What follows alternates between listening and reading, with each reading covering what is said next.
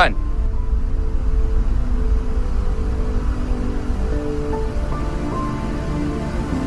Brian. You were Brian.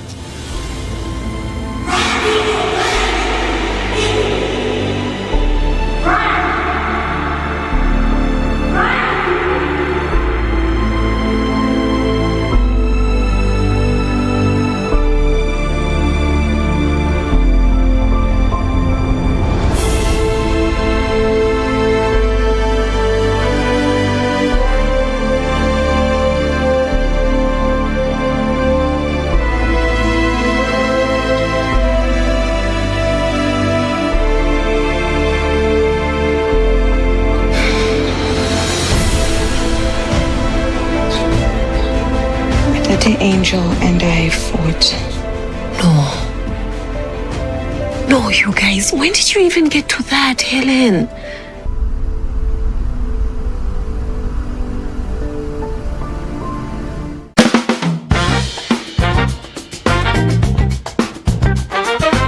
Simply Frank, this Wednesday the 8th, my guest is Anna Miller, who is the executive director of NGOCC. We are looking at governance issues, in particular issues pertaining to a woman. The issue of whether somebody succeeds or not is not because they're a woman or a man. There are a lot of men out there that have failed. That's our program, 21 hours, Wednesday, channel 114, Topstar. Simply Frank. I'm Frank.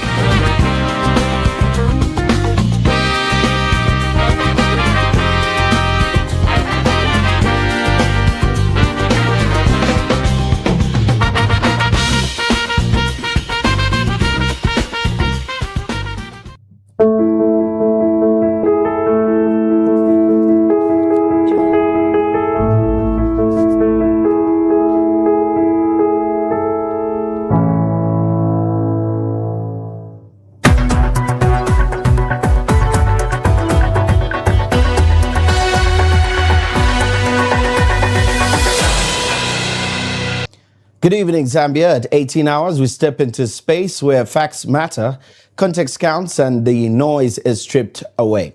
Tonight's bulletin brings you the stories that define our moment, clear, credible, and grounded in truth. You're watching Bmtv, available on Topstar, channel 114, streaming live on Facebook, channel 114, on YouTube at Bmtv Zambia, and online at www.bmtvzambia.com. This is the news measured, meaningful, and made just for you. My name is Tamani Nkata, and these are the headlines for tonight. CEJ pushes for fair energy transition. Zambian NGO Wash Forum, human rights analysis finds water supply and sanitation bill falls short on affordability, accountability, and inclusion. PS Poland urges media to use information as a tool of peace. And international news, Ramaphosa accepts U.S. envoy credentials amid strained ties. And in sports this evening, Copa Queens build up for FIFA Series tournament. To present the news again, my name is Temwani Nkata. Center for Environment Justice, CEJ, has urged community centers and transparent financing in Zambia's energy transition. CEJ Programs Coordinator for Environment and Extractives, Jennifer Monangombe, said the country needs a fundamental shift in how it finances its energy transition, placing communities, transparency, and justice at the heart of all investments as Zambia faces persistent energy deficits and climate-induced droughts. Monangombe stressed that a just energy transition must put communities at the center. She explained that this requires investing in community-led renewable energy solutions, especially in undeserved rural areas, while ensuring environmental and social safeguards are upheld. More details from this report. Zambia stands at a critical moment in its energy transition. With over 80% of our electricity coming from hydropower, we are increasingly vulnerable to climate-induced droughts, load shedding, and energy deficits that affect both our economy and livelihoods. At the same time, heavy reliance on charcoal and biomass for cooking continues to drive deforestation and pose serious health risks, particularly in rural communities. As the country works to expand renewable energy, financing will play a central role. Encouraging progress has been made through initiatives such as renewable energy financing frameworks, solar investments, and green bonds, which are helping unlock capital and diversity for Zambia's energy mix. However, financing the energy transition must go beyond mobilizing resources. It must ensure fairness, accountability, and sustainability.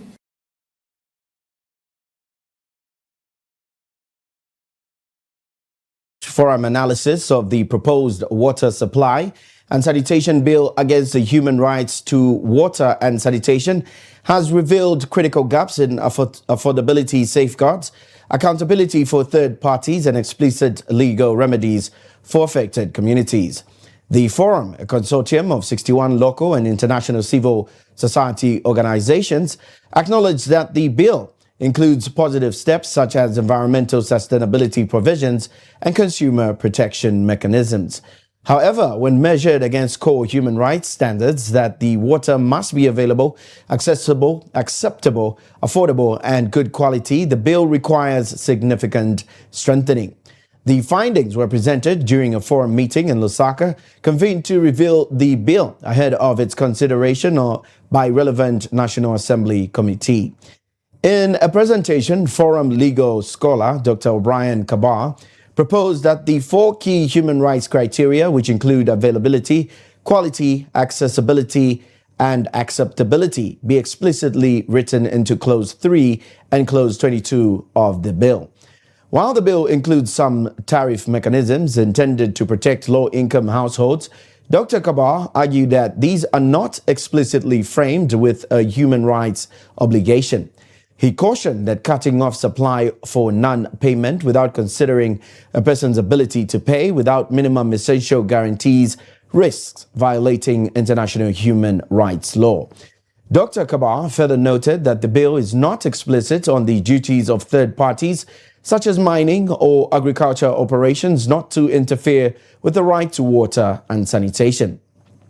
He said this lack of explicit language creates uncertainty for communities seeking to uphold polluters accountable. More details in the next story.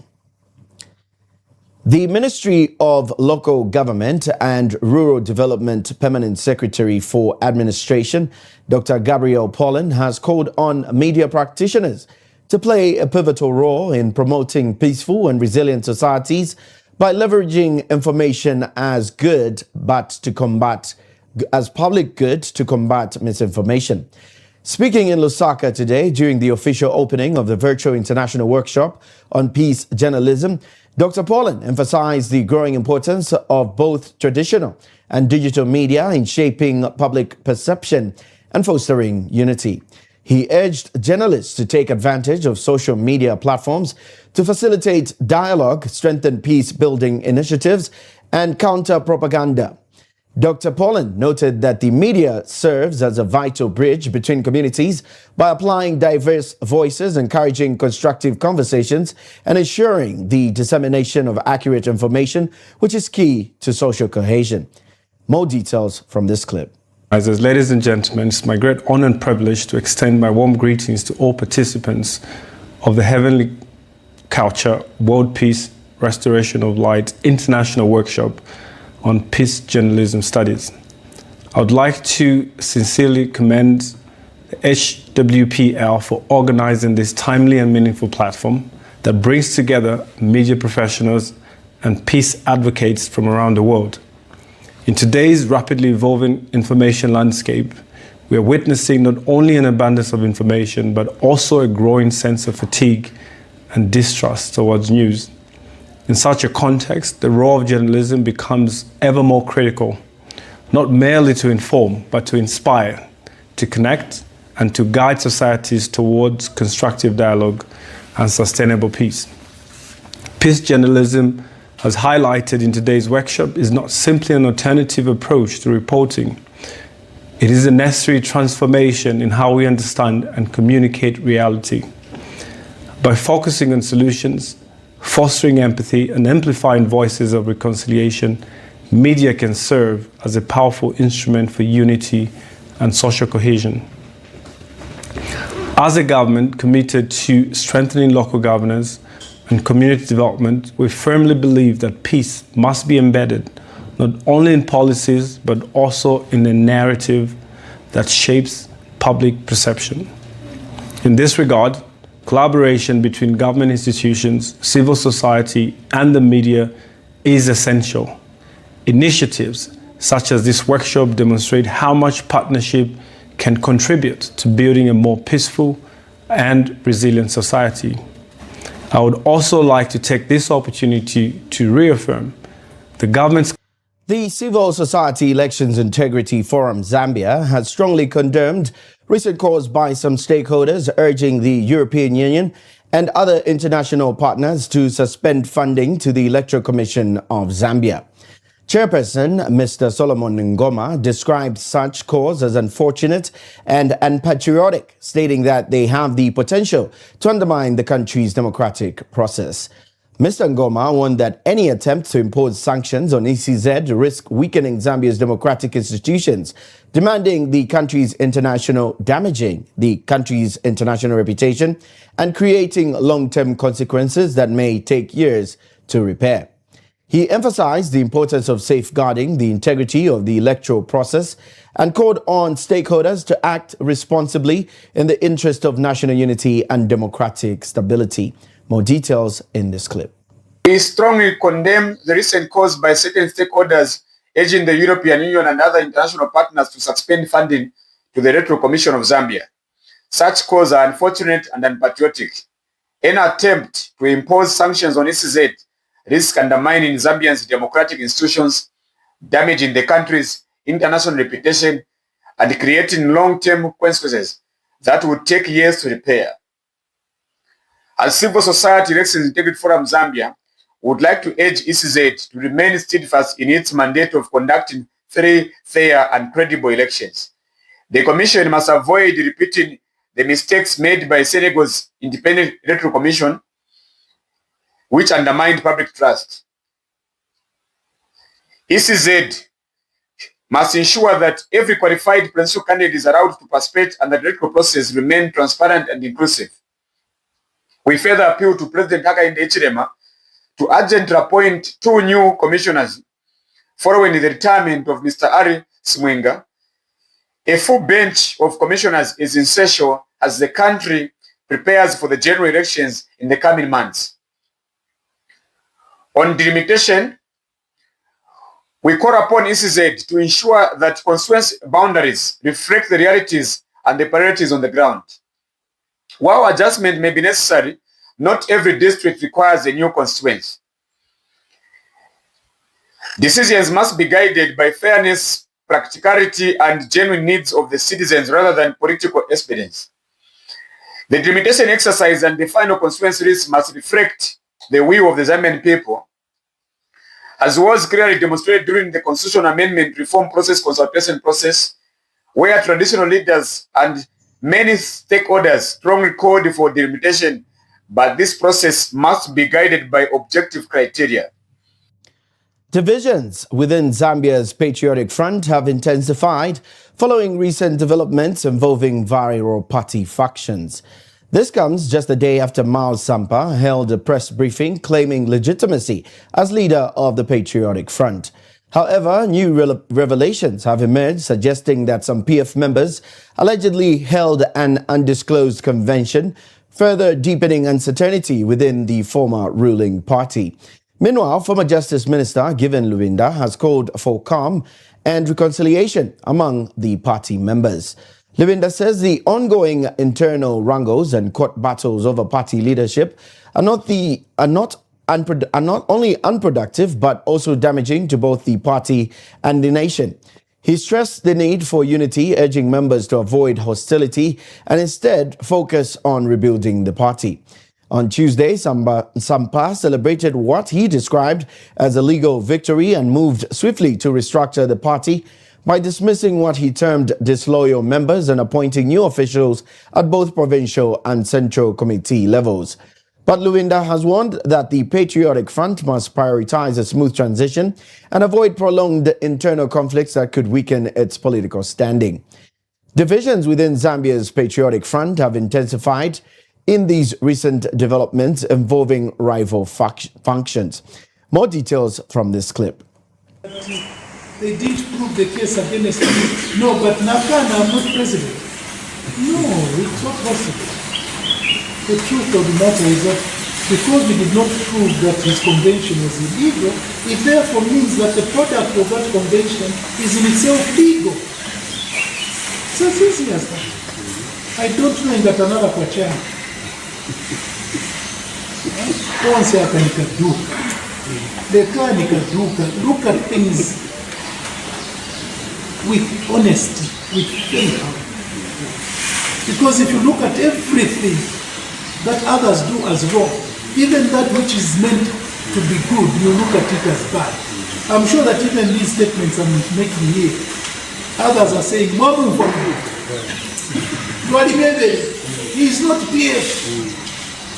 On 19th April, Rubinda is going to UPND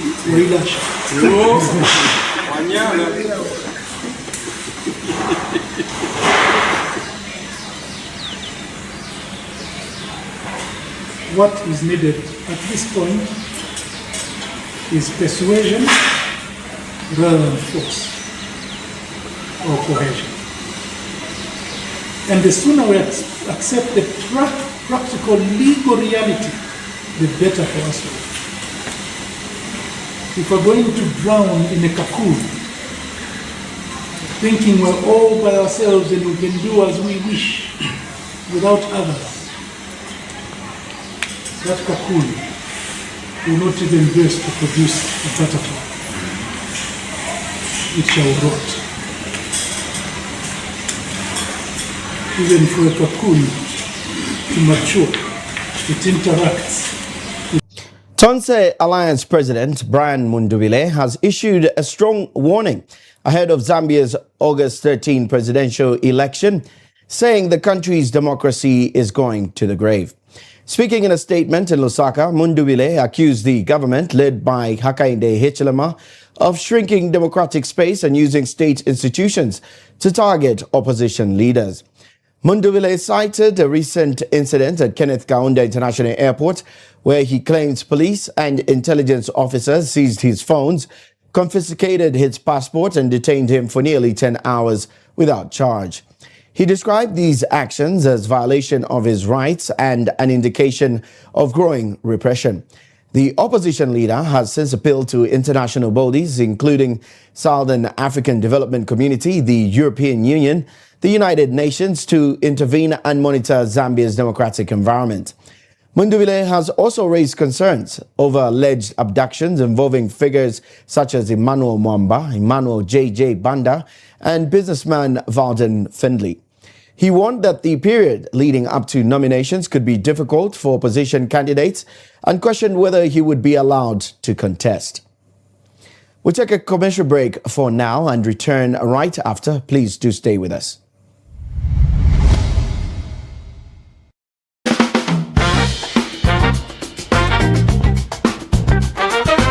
Simply Frank, this Wednesday the 8th, my guest is Anna Miller, who is the executive director of NGOCC. We are looking at governance issues, in particular issues pertaining to a woman. The issue of whether somebody succeeds or not is not because they're a woman or a man. There are a lot of men out there that have failed. That's our program. 21 hours, Wednesday, channel 114, Topstar. Simply Frank. I'm Frank.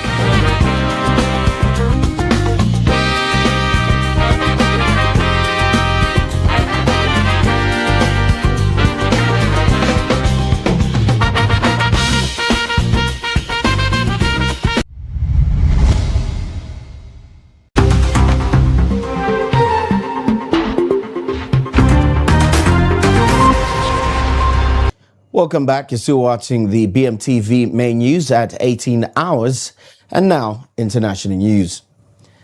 South African President Cyril Ramaphosa on Wednesday received the diplomatic credentials of the new U.S. ambassador as relations between the two countries languish at a low EBB.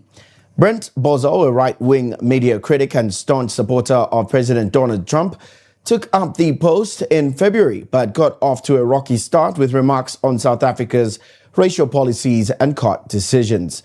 More details from Africa News.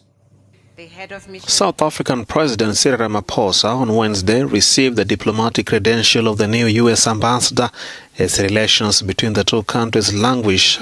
Brent Bozell, a right-wing media critic and a staunch supporter of President Donald Trump, took up the post in February but got off to a rocky start with remarks on South Africa's racial policies and court decisions.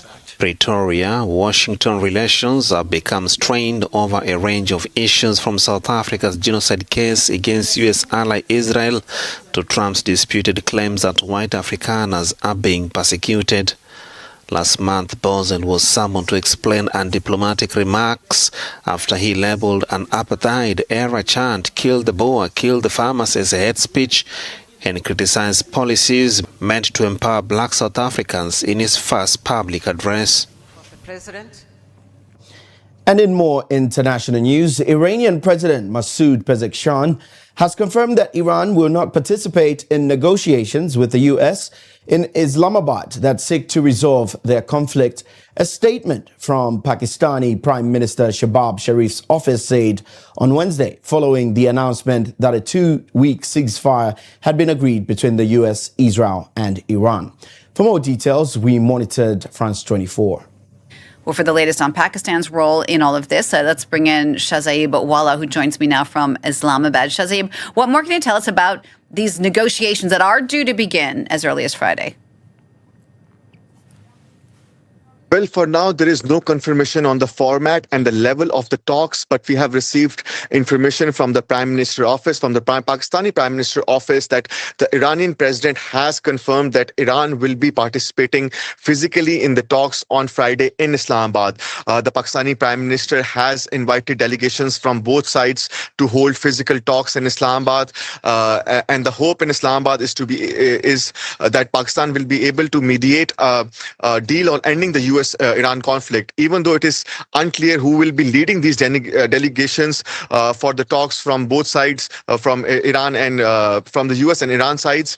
But high-level delegations are expected to arrive in Islamabad in the next 48 hours. The talks are expected to take place in the Prime Minister House in Islamabad, and we have already started to see security barriers being placed on major roads leading to the red zone where the high-level government buildings are located. So we can say that on-ground preparations have begun. Shahzaib, there's still quite a bit of confusion over what's exactly in this ceasefire. For example, the Pakistani Prime Minister said that it does include Lebanon. Israel has said that's not the case. We have Iran targeting countries in the Gulf this morning with drones and missiles. What more do we know about what is or is not in this immediate ceasefire? Yes, as you said, that there are still confusions to the details of the ceasefire. One of the major confusions is that if Israel is a direct party to the ceasefire or even to the negotiations to be held in Islamabad. We saw that in his tweet, the Prime Minister Shehbaz Sharif suggested that the ceasefire also applies to Lebanon, a claim that was quickly denied by Tel Aviv. But what we need to remember is that Pakistan does not have any diplomatic ties with Iran, and it does not even recognize Pakistan does not have any diplomatic ties with Israel, and it does not even recognize the Israeli state. So its direct influence in this aspect remains very limited. And the key takeaway is that Pakistan's mediation is primarily aimed at facilitating talks between Iran and the United States. And what happens now will depend on the talks schedule. All right, we take our second and last commercial break and return as we wrap up the news with sports.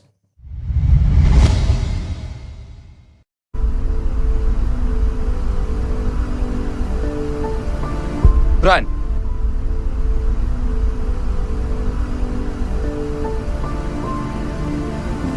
Brian. You Brian.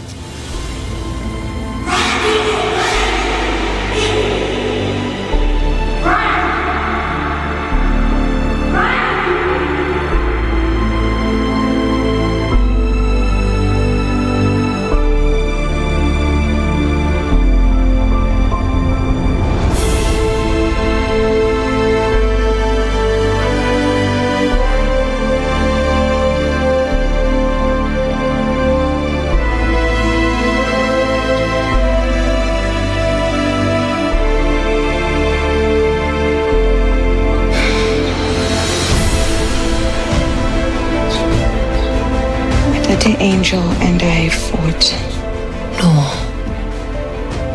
No, you guys, when did you even get to that, Helen?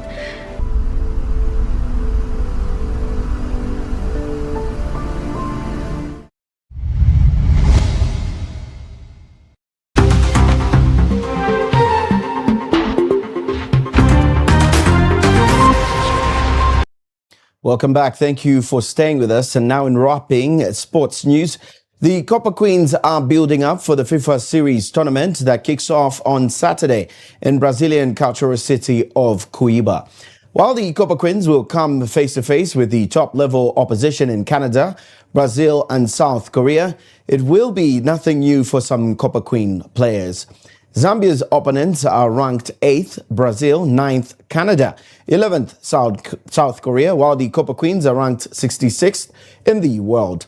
However, the Copper Queens made it customary to sit at the high table with the world's finest side since the Under-17 FIFA World Cup debut in Costa Rica in a journey that took them to the Olympics back-to-back in 2020, Tokyo, and 2024 Paris, as well as the historic Senior World Cup appearance in New Zealand in 2023.